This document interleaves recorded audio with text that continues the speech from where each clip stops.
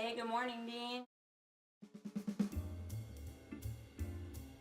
I wanted to tell you about a conversation I had yesterday with one of our clients. We were out looking at houses. You know who I'm talking about. But for the sake of anonymity, let's just call him Joe Homebuyer, because really, this conversation could have been with just about anybody who's trying to buy a house right now.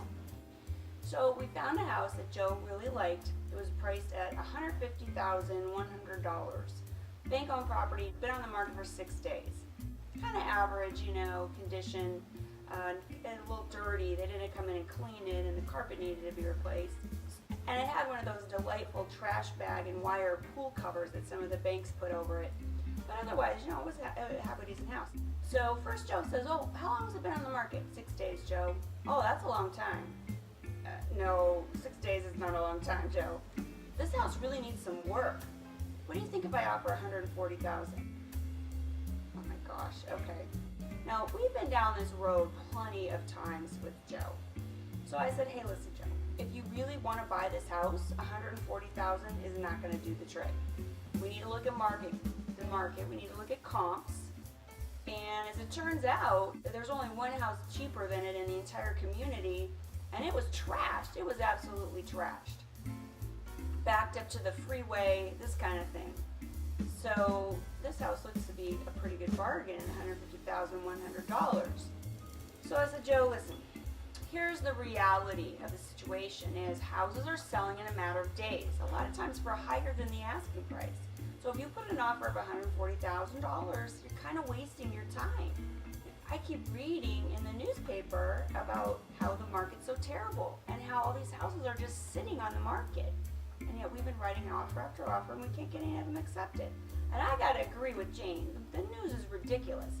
My suggestion is ignore the news. I keep saying this, ignore the news. Right now the news media is a couple months behind. And again, that article ran a couple weeks ago about the drop, the 47-year low, all that stuff.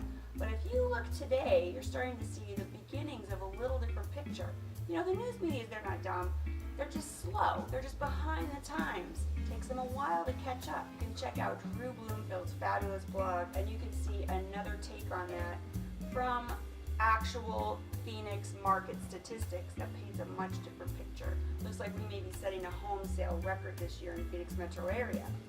No matter what you hear in the news, okay, it is a seller's market right now. You got to put a strong offer in. You got to know that the banks know the house is going to sell. If the house has only been on the market for 2 weeks, they're not going to really look at a lot of low offers.